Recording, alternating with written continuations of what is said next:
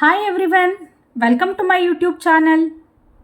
In the previous video, we have answered the first chapter of chemistry, chemical reactions and equations. Unit test paper 3.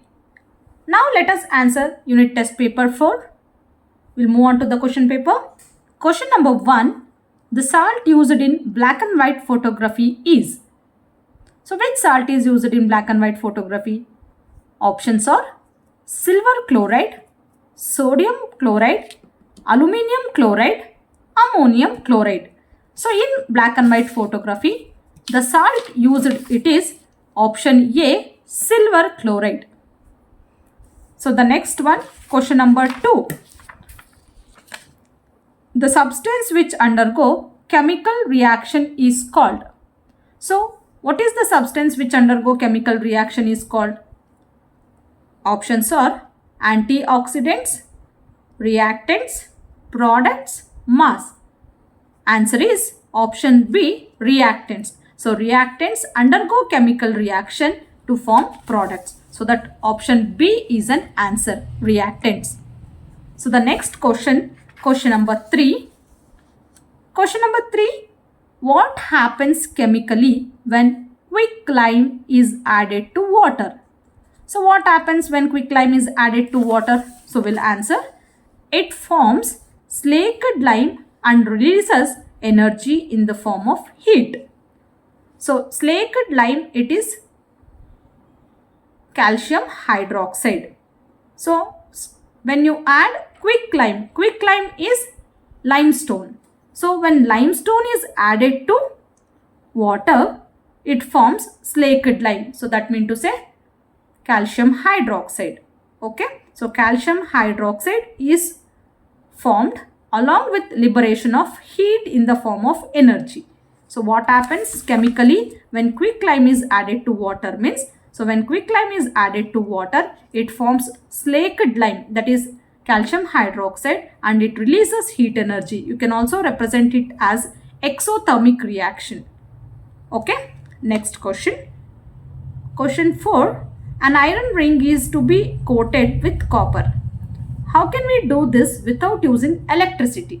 So you have to coat iron with copper. Without using electricity, how can you do this reaction? So that is simple, by displacement reaction. So by displacement reaction, you can coat the iron with copper. Next one, question number 5.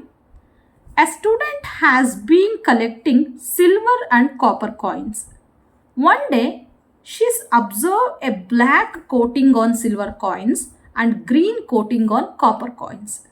Which chemical phenomenon is responsible for this change? Write the chemical name of black and green coating. See, this is a little application question. Instead of giving direct question, they have given a statement related with the question.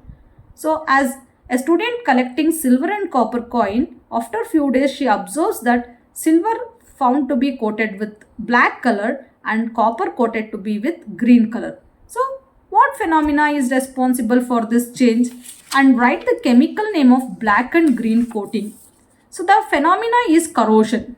So when metals exposed to atmospheric conditions, you can see that their color changes. So due to the moisture, acids or atmospheric condition, so they loses their property. So that nature we call it as corrosion. Here silver gains a black coating. So that silver gains black coating. Silver coins found to be black coating, that is due to the silver sulfide. Okay. So silver sulfide, silver coin reacts with atmospheric sulfur to form silver sulfide. So that black coating is due to silver sulfide, formation of silver sulfide. And copper coins, they found to be green coating. Why means because copper reacts with carbon dioxide in atmosphere to form copper carbonate. So this copper carbonate formation, it is nothing but green in color. So that's why the green coating of copper coins is nothing but the formation of copper carbonate. Next question, question number 6. Question number 6. Give an example to show that evolution of gas occurs during chemical reaction. To represent during chemical reaction, there will be liberation of gas. You have to give an example. So we'll answer that question. Example, we are taking zinc here. When zinc granules are added to sulfuric acid. Okay, so when you add zinc granules to sulfuric acid, zinc sulfate is formed by liberating or releasing hydrogen. Hydrogen gas will be liberated.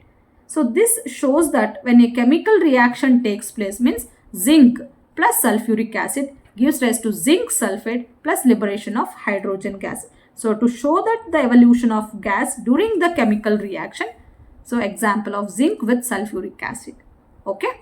Next, question number 8. Question number 7. When a magnesium ribbon burns in air with a dazzling flame and forms a white ash, is magnesium oxide oxidized or reduced? Why? So here a experiment is given like magnesium ribbon burns in air with a dazzling flame. So when it burns in the air with a dazzling flame, it forms a white ash, a white powder will be released. Okay. So is this magnesium is oxidized or reduced? If it is, you have to support your answer. You have to give reason. Magnesium is oxidized. So why? Because magnesium Mg is burnt, Mg plus O2. Burning means it is going to combine with oxygen. Mg plus O2, it gains oxygen. Mg plus O2 gives rise to 2MgO. So the equation you can see here, Mg plus O2 gives rise to 2MgO. So magnesium oxide. Okay. So balance 2Mg plus O2 gives rise to 2MgO. So when magnesium ribbon is burnt in air with a dazzling white flame, you can see white ash is produced. This MgO, it is a white powder, magnesium oxide. So here magnesium is oxidized. Mg get oxidized so that MgO will be formed. Okay. Then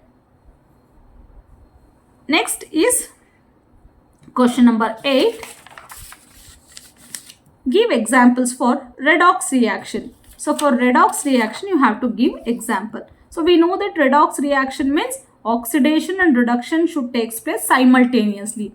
The reaction in which oxidation and reduction takes place simultaneously is called redox reaction. Examples for that, we'll see 3 examples I have given here. Manganese oxide plus hydrochloric acid. Manganese chloride plus water plus chlorine. So MnO2 plus 4HCl, MnCl2 plus 2H2O plus Cl2. So here MnO2 will lose the oxygen. Okay. The simultaneously hydrogen will gain the oxygen. So oxidation reduction takes place simultaneously. Second example, copper oxide plus hydrogen. Copper loses oxygen, hydrogen gains oxygen. Again redox reaction. Oxidation reduction takes place simultaneously. Next, zinc oxide plus carbon. Zinc plus carbon monoxide. So ZnO. Zinc loses oxygen, carbon gains oxygen. So these are the examples to show reduction and oxidation takes place simultaneously. That is nothing but redox reaction. So redox reaction means if the reduction and oxidation takes place simultaneously in the reaction, that is said to be redox reaction. Now we'll move on to the next question. Question number 9. 2 sub questions is there. Why a combustion reaction and oxidation reaction? So combustion reaction is an oxidation reaction. Why? Then why is thermal decomposition? What is thermal decomposition reaction? Give example. So you have to answer 2 questions here. So first one, combustion reaction is an oxidation reaction. Why you have to tell? So why? Because combustion takes place by gaining of oxygen. So we know that oxidation means addition of oxygen, means gaining of oxygen. So when a reactant gains its oxygen, that is nothing but oxidation. So combustion, it is by gaining of oxygen it takes place. It is a oxidation reaction. So then second sub question, What is the second sub question? It is what is thermal decomposition? The reaction in which single reactant decomposes to form two or more products by using heat as a source of energy. So if the decomposition takes place by the action of heat, that is thermal decomposition. You can answer either like this: the reaction in which single reactant decomposes to form two or more products by using heat as a source of energy. So this is also right. Or in another terms, you can say that if the decomposition reaction takes place by the action of heat, so that is thermal decomposition. Example, I have given here 3 examples. So first example, FeSO4 gives rise to Fe2O3 plus SO2 plus SO3. So this is one example for thermal decomposition. Then again CaCO3, calcium carbonate with calcium oxide plus carbon dioxide. So this is another example for thermal decomposition. Lead nitrate gives rise to lead oxide plus nitrogen dioxide plus oxygen. So this is another example to show thermal decomposition. So we'll move with the next question, question number 10. So question number 10, look at this question. Directly instead of diagram based question, they have given equations. Even this is also 4-mark question. Write the balanced reactions for the following. Statements is given. First, they have given in verbal form. Equations is given in verbal form. Potassium bromide plus barium iodide gives rise to potassium iodide plus barium bromide. Second one, zinc carbonate plus zinc oxide gives carbon dioxide. Third one, hydrogen plus chlorine gives rise to hydrogen chloride. Fourth one, nitrogen plus hydrogen gives ammonia. So we'll answer this one by one. So first equation, potassium bromide. So 2 kBr plus BaI2, it is barium iodide. Potassium bromide with barium iodide gives rise to potassium iodide plus barium bromide. So this is a balanced equation. So 2 potassium, 2 bromine, Br2, 2 bromine, 1 barium,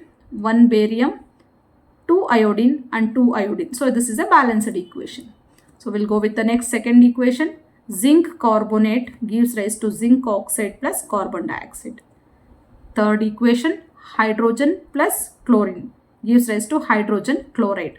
So it is balanced, 2 hydrogen, 2 hydrogen, 2 chlorine, 2 chlorine. Okay. Next, nitrogen plus hydrogen gives ammonia.